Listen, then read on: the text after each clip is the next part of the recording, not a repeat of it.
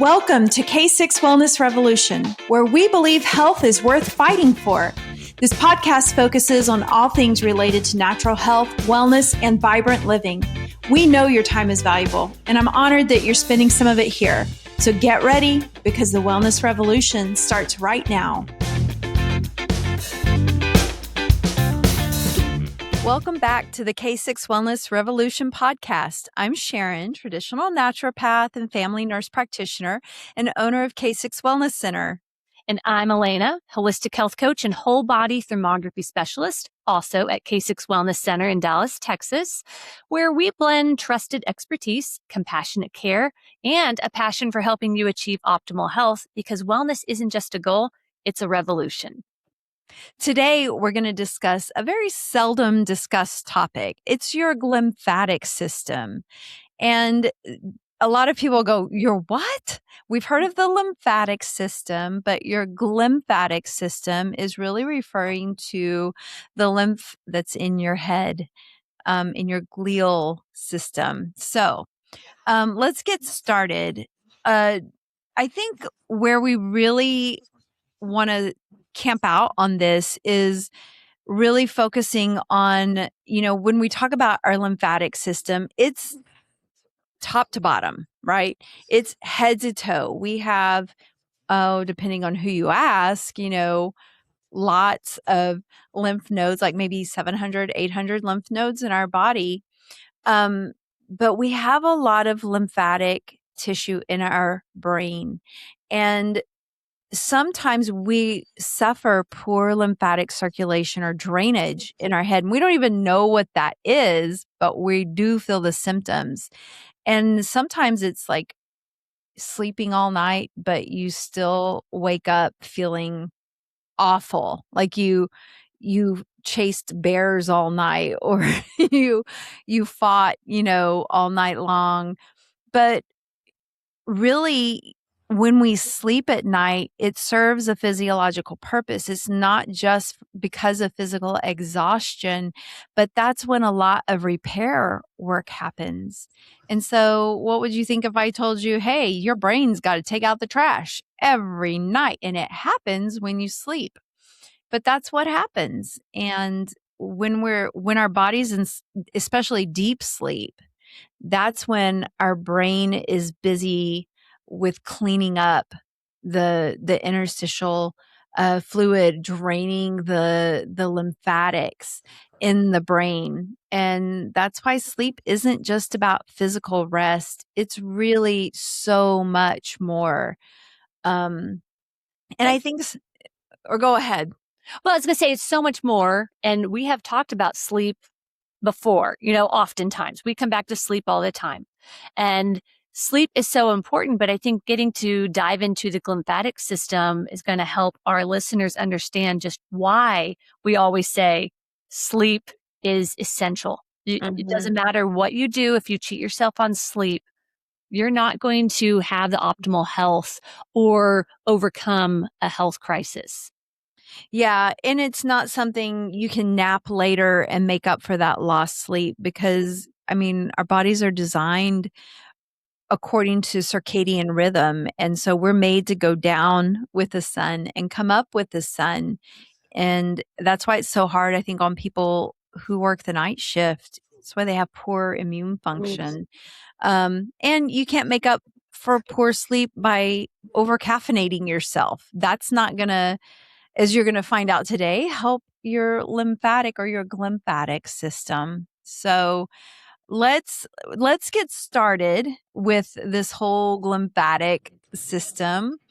I think it's kind of cool, and a lot of people don't really talk about it, or it gets wrapped up in just lymphatics, there you go.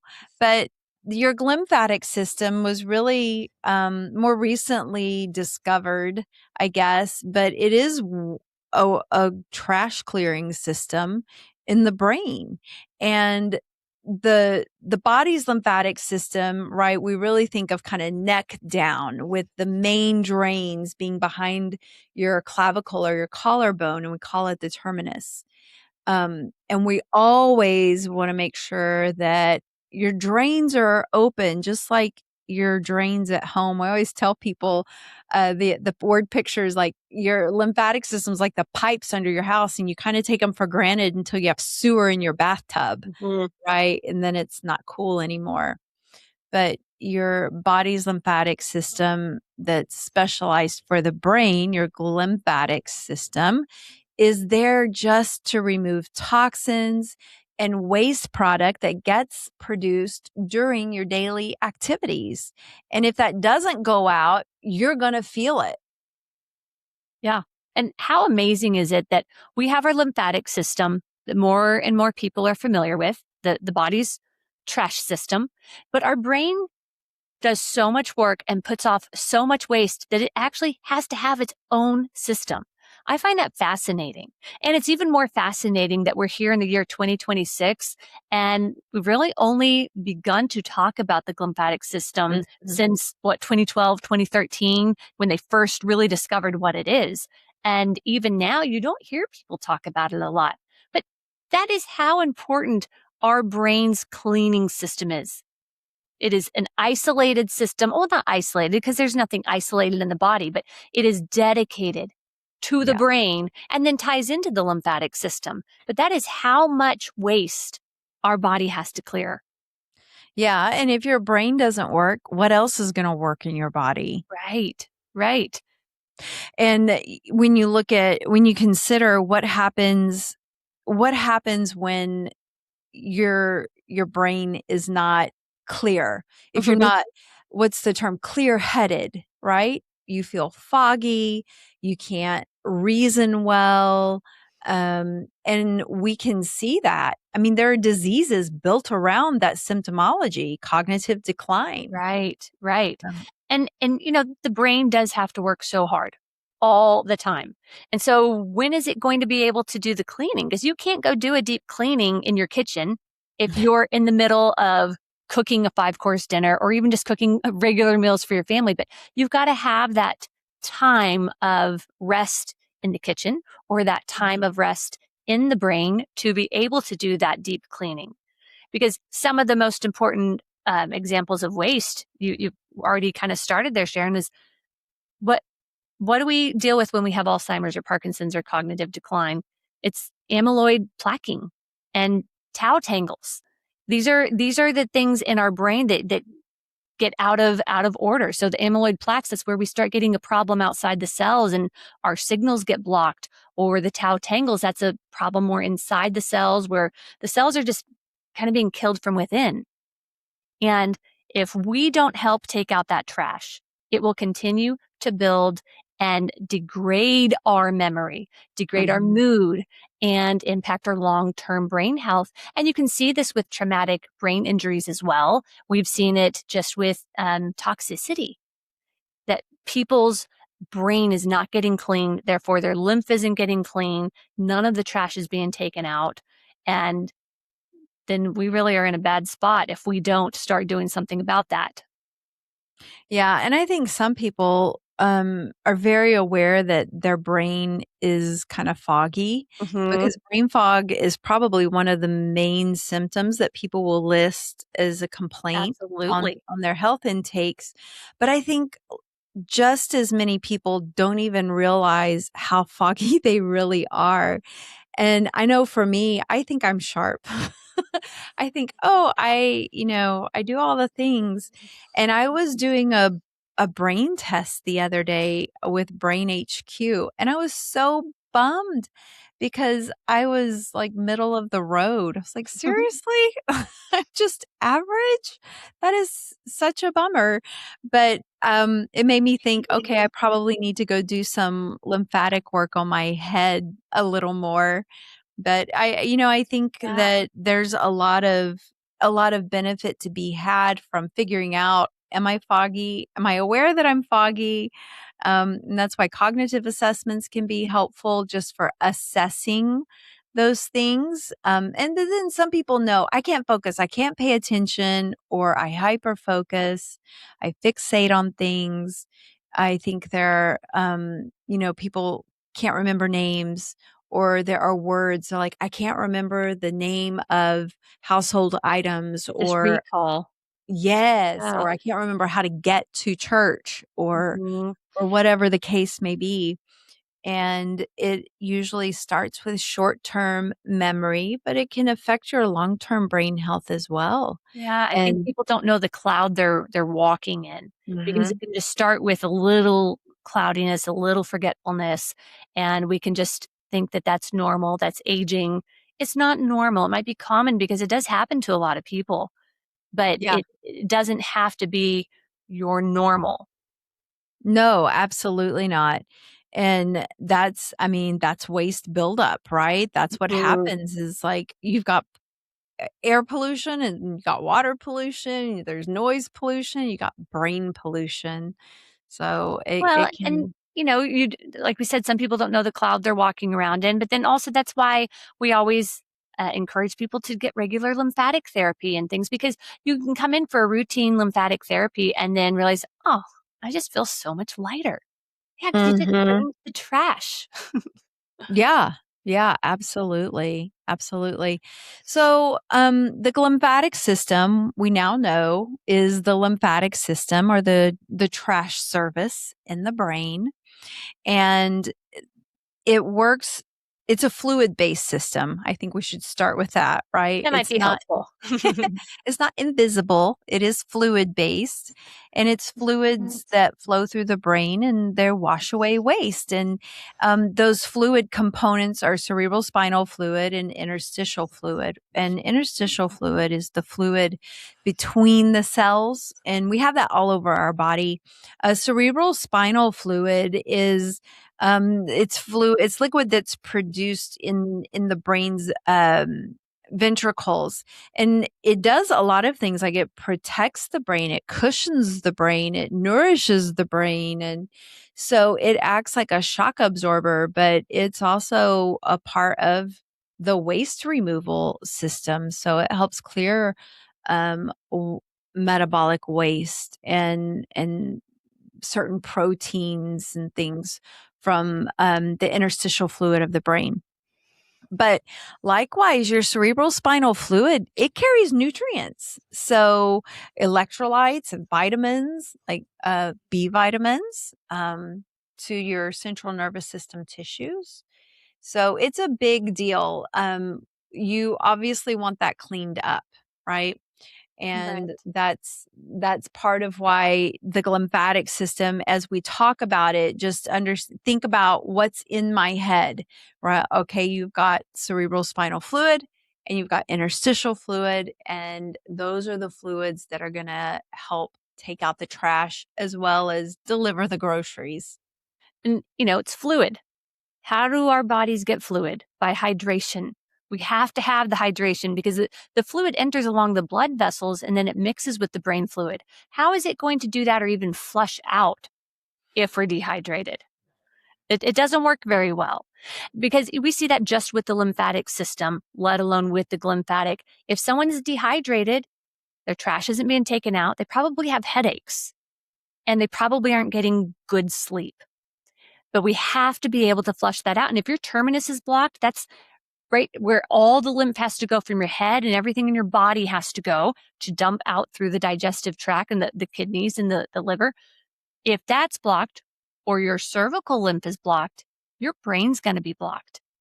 And so we have to have really like a nightly rinse cycle. That's what our sleep should be providing in the glymphatic system. It's like a brain dishwasher, right? It's got to wash itself out. Absolutely. And just like if you were clearing a clogged pipe under your house, you're not going to go to the farthest end Right. away from the clog and start pushing. You get right where that clog is, right? Right where or you're going to get as close to the open drain as you can. You're going to say, "All right, let's make sure this is clear, and then let's back up. Now let's clear a little more. Let's make sure we can work this clog out." And it's the same way in our body.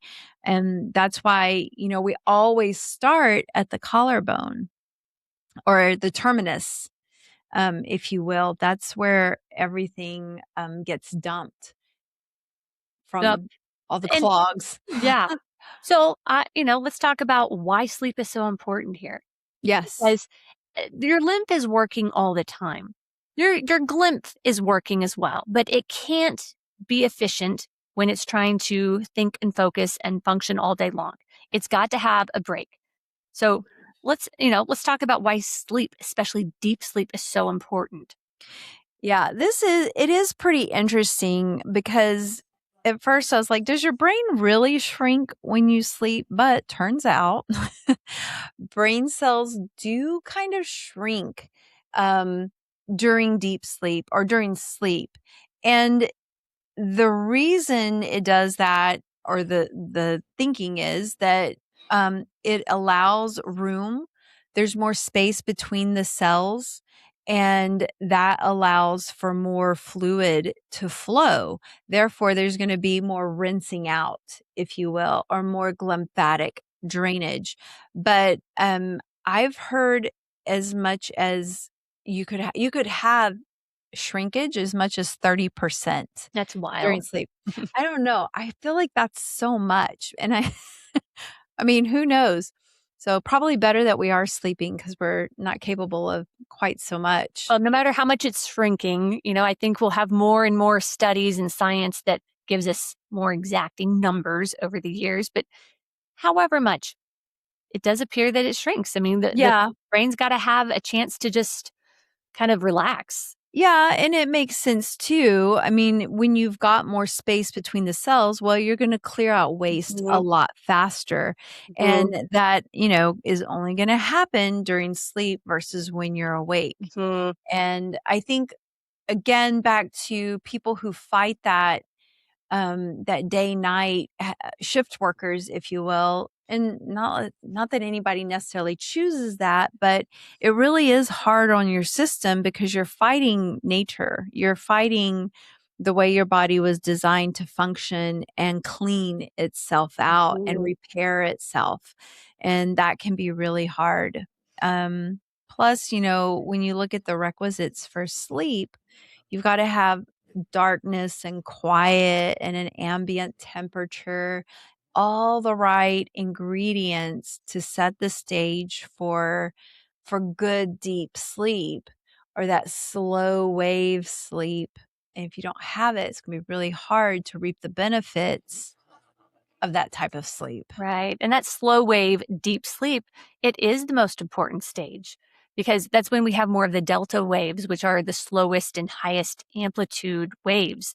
And this is when our body really restores and resets and repairs. And sure, you can get that sometimes. If you're a shift worker, your body does get used to getting into some deep sleep during daylight, but it is harder.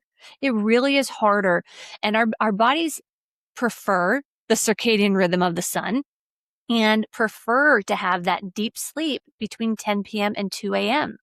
Like that is the most important hours of sleep because Mhm. if we don't get that repair, our immune system is going to take a hit. Our toxic load is going to stack up. And it's very important to remove those toxins. We do the toxin tests all the time. And what is a common complaint too, Sharon? Right? It's brain fog and sleep. Fatigue and sleep Right. disruption and Right. And it's people who are learning sleep hygiene and still can have these struggles.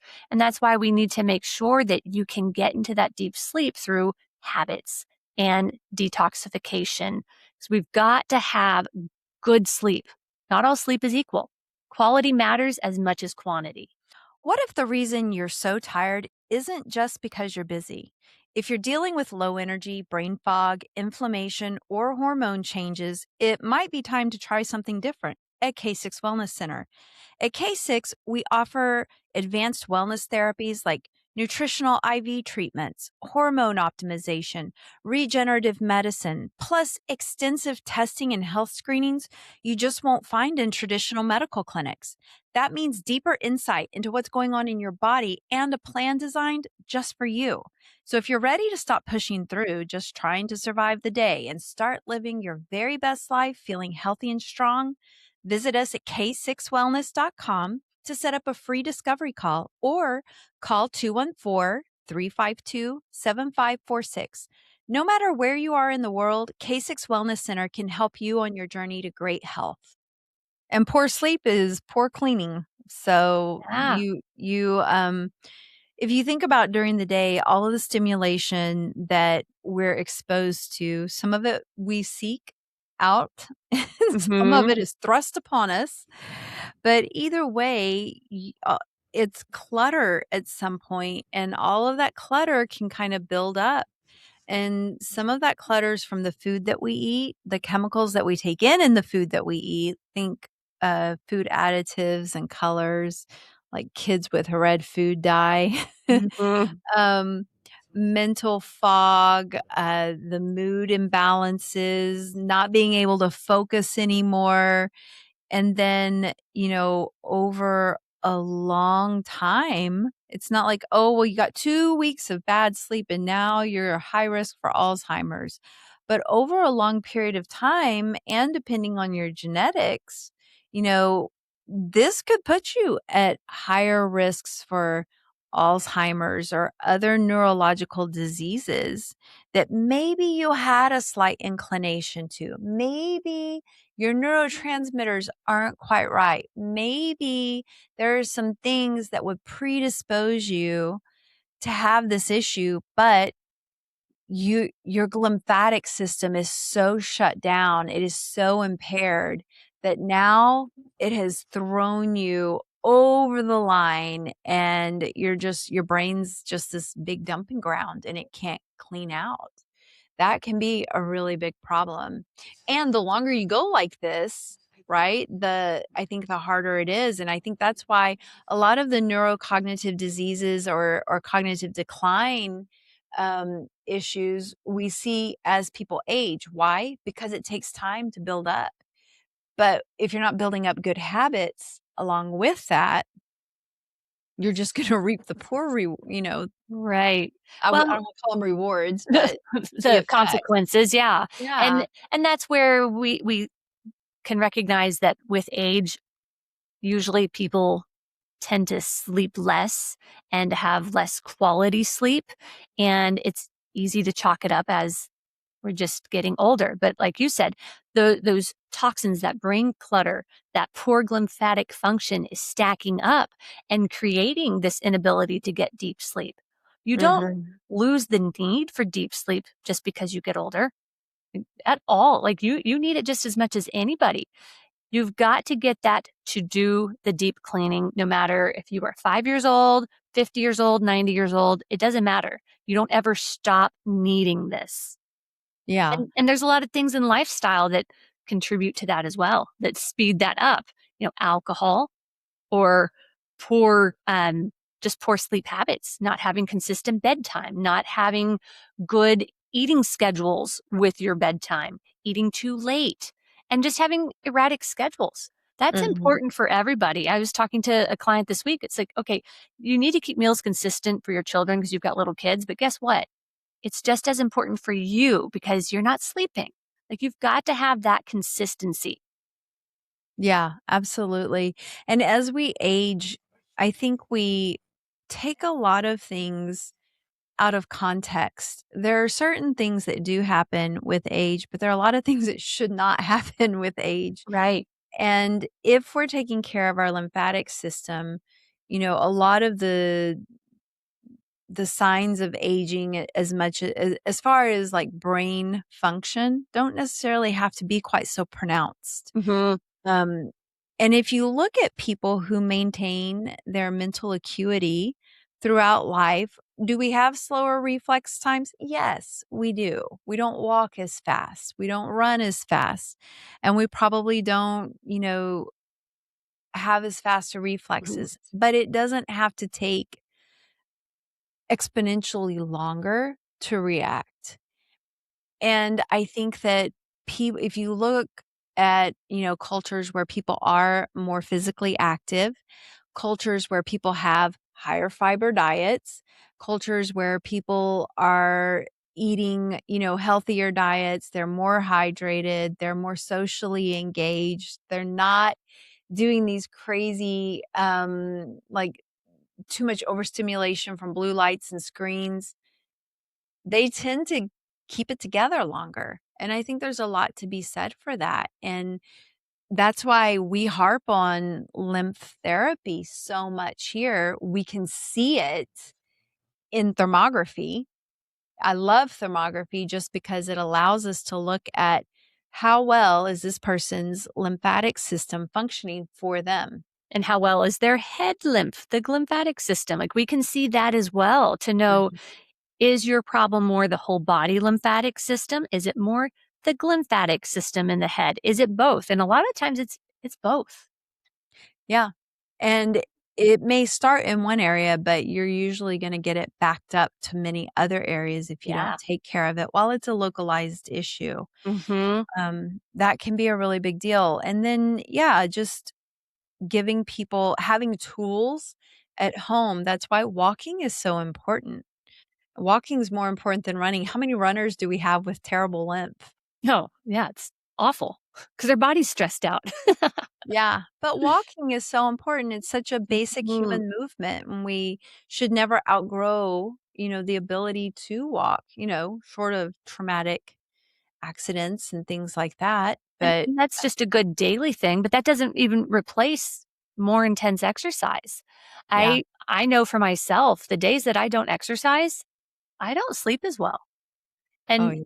and when I want someone to sleep better, it's like you can try and talk through all the sleep habits you want and still have a problem, but you've got to go burn that energy. You've got to create those new pathways in the brain, in your habits. You will want to sleep more. You will, but you've got to be able to find the balance of what is going to help make you stronger without wearing you out. And the walking can be great for, I mean, most people. Most people can walk, but it still doesn't replace more intense workouts. I mean, wouldn't you agree? Yeah, absolutely. Um, just movement in Yeah. general. And Yeah. that's why more of the blue zones throughout the world are more active. Hmm. People, they're not going to the gym more. No. They're just they're living a more active life. But also, I think it's interesting, most of these blue zones aren't in developed nations.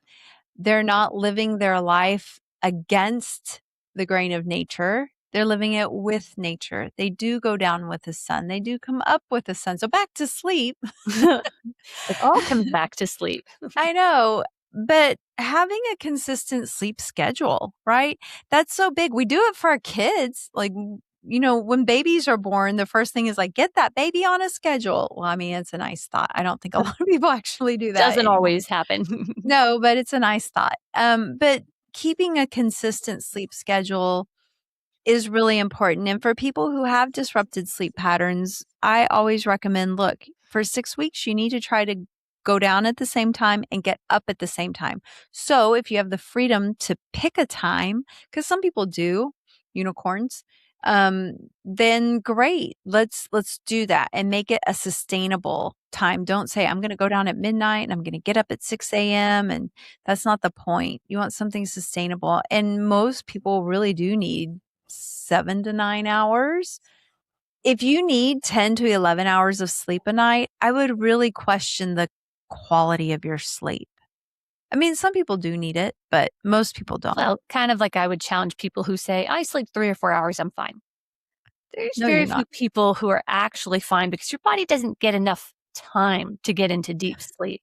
So You maybe don't you, know how not fine you are. right, right. It's like maybe you've learned to function, but I don't think this is what we would call healthy. I think it's burning the candle at both ends. Yeah. And people learn to function through that. And it's usually, too much caffeine and stimulants and just staying wired and tired Mhm. instead of having that rest and repair. Yeah.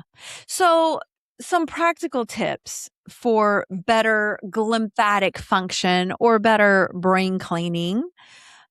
Keeping a consistent sleep schedule, I think, is really important, and Mhm. prioritizing deep sleep by giving your body the opportunity to get there. That means don't watch horror flicks or political thrillers or anything on a screen that's going to get you all revved up, or even reading a book or an article that would get you all revved up or angry or excited.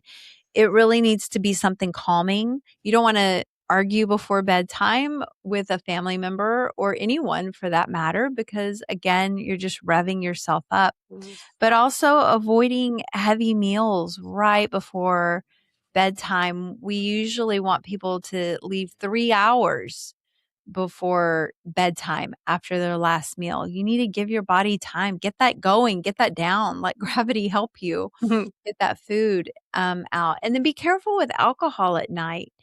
I know on some nights when I'll have a drink or two and then I forget to drink a big glass of water before I go to bed, I'll wake up in the middle of the night and I'm like, oh, darn. I love not waking up in the middle of the night, but I got to have my water.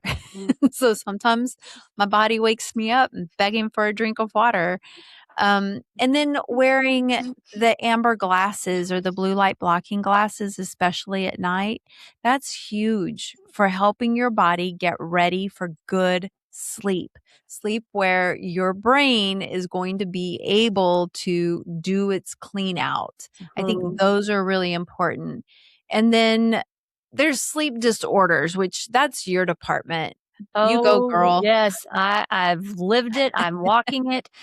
One of the leading causes for sleep disorders is airway dysfunction or structural issues, TMJ. And, if you have those problems, you tend to be a mouth breather. And if you are a mouth breather, you are breathing dirty air, you're not getting clean oxygen, and that's going to impair your sleep. That can lead itself to waking up because you're choking and gasping for air, or you're just not getting enough oxygen for your body to relax into deep sleep.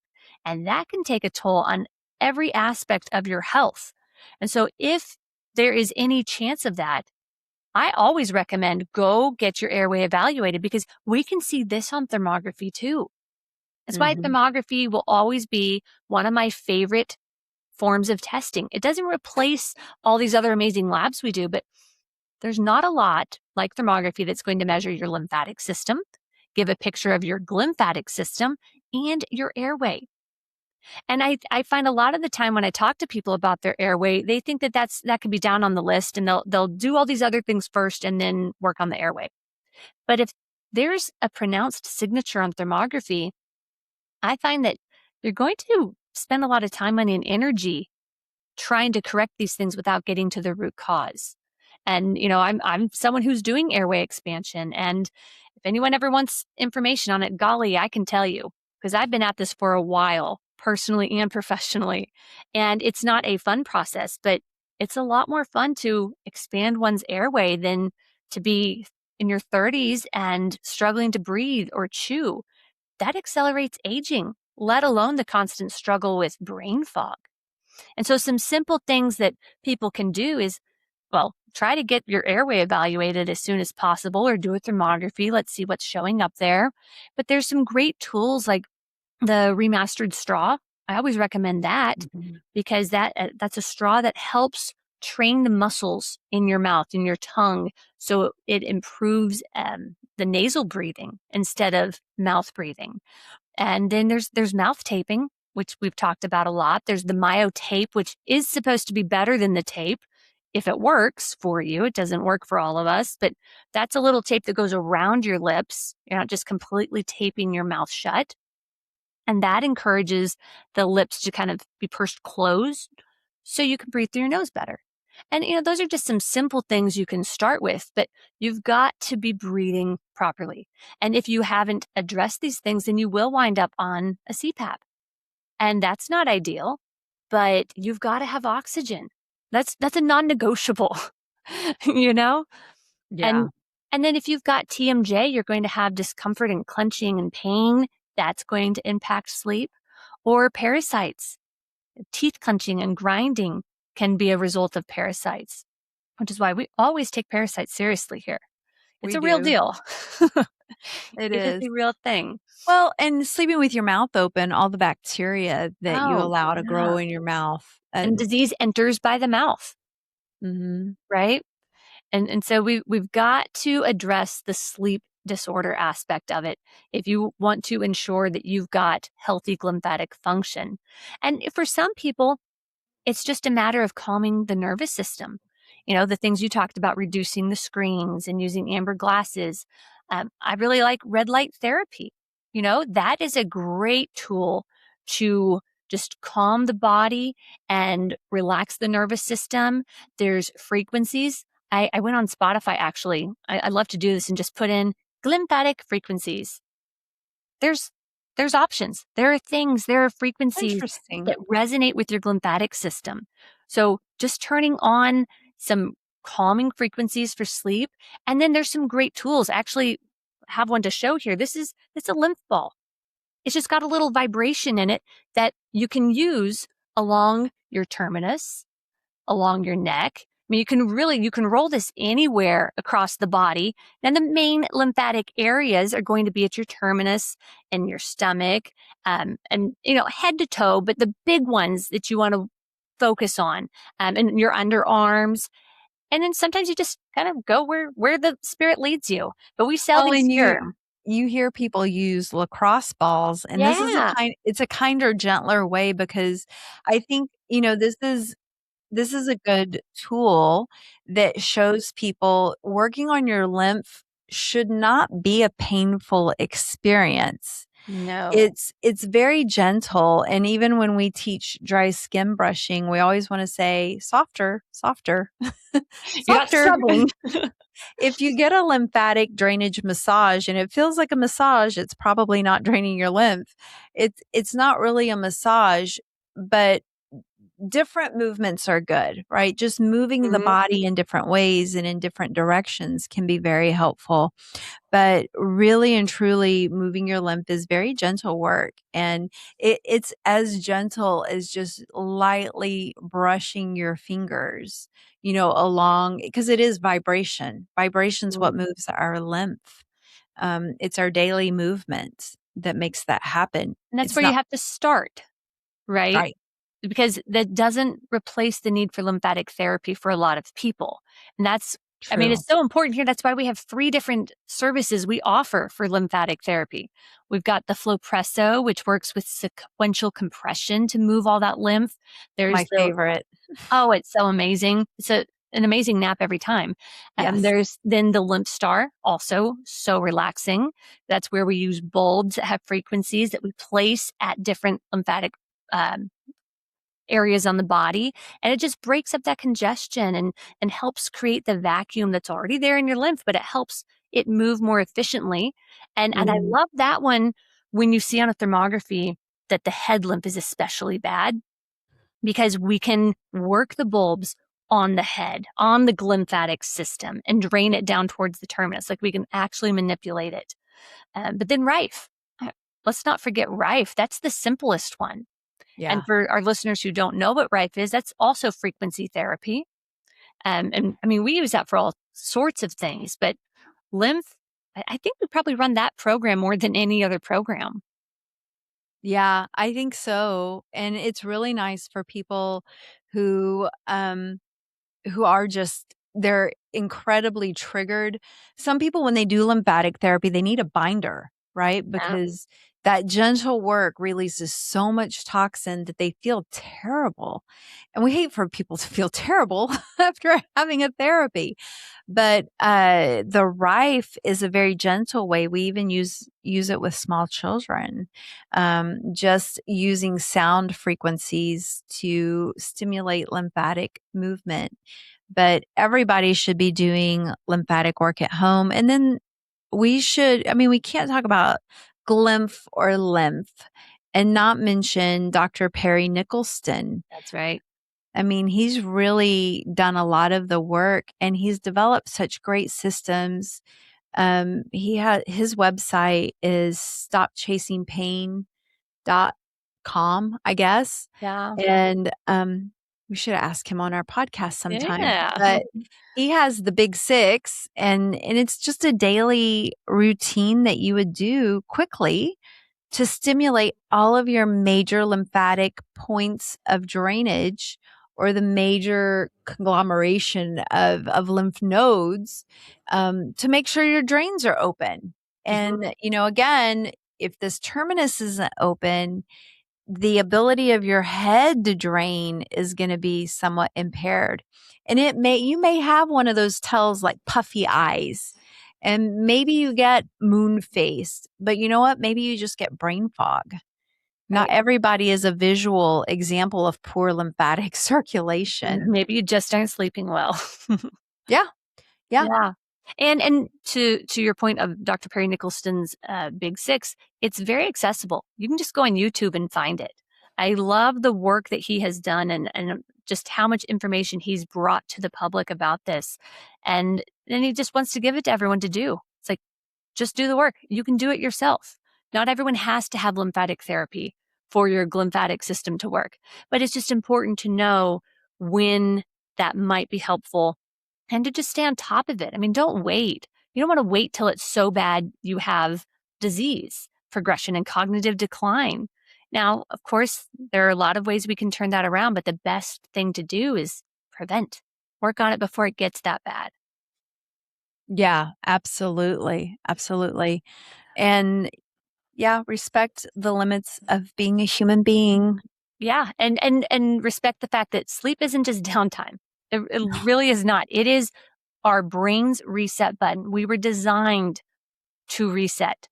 We're So, not we're not Superman and Wonder Woman in the sleep no. department. We're all mere humans. Yes, and it's kind of like when your computer glitches, you have to restart it.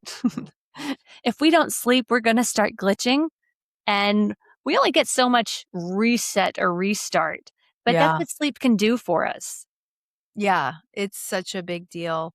And every night that you sleep well, you wake up with a cleaner brain. And that's, you're smarter. Mhm. I remember when they used to say you could learn through osmosis at night, if you If listen to only. stuff. But what a terrible idea. I mean, if you really think about it, why would you be stimulating your ears and your brain with sound or like a lecture or a book? Anything. You need silence so your brain can take out the I trash. know, it really makes sense. Like, we wish we could do 2 things at once, but we have to have that chance to repair, Yeah. and you can't do 2 things at once. Yeah. And, I think kind of to wrap this up, you cannot separate your sleep habits and your sleep quality from how well your brain drain happens. And I do mean brain drain in a good sense. Like you want your brain cleaning up. And if you're not sleeping well or you're not giving yourself the opportunity to sleep well, then that's going to be very difficult and you're setting yourself up for a lot of hardship health wise later on. And some of that could be cognitive, and that can be very hard to reverse. And it takes a lot of time and energy and resources. So why not? It's an ounce of prevention now for Yeah. sure. And so if you are listening and you think, okay, I've got good sleep habits, but I need help figuring out the rest of this picture. I mean, we love puzzles. We love to help figure these things out. And sometimes it is important to use aids like melatonin or there's certain peptides that help us sleep. There are tools that we will use, but we always want to get to the root of why you're not sleeping. You don't want to have to depend on these band-aids your whole life. But I'd rather people use some aids and get sleep while we're getting to the bottom of it versus struggling forever and ever. And also know that you're not going to come have one appointment here and we crack the code. Like rarely is it one appointment and you are sleeping like a baby the rest of your life. Now we Oh, have to that were peel true. back the layers, right? We have to see, is this more hormone driven? Is this toxin driven? Is this habit driven? What is the leading factor there that's preventing you from getting a good night's sleep every night? Because you should be able to. Yeah, absolutely. So, yeah, well, the glymphatic system is a very important part of your health. And if you haven't thought about it before, I'm just going to say it's all in your head, and you need to respect that it's all in your head and let your body take the trash out. Yes, So, absolutely. well, thanks again for tuning in, folks. We hope this episode resonates with you and that you can use this information to make better decisions towards your health and wellness. Don't forget to like and subscribe if you're on YouTube and follow us on Rumble, Facebook, LinkedIn, and Instagram for more wellness content. If you'd like to book a consultation with one of us, visit k6wellness.com to learn more or schedule a free discovery call. We're located in Dallas, Texas, but we work with people all over the world. Until next time, take care, be well, and as always, your health is worth fighting for.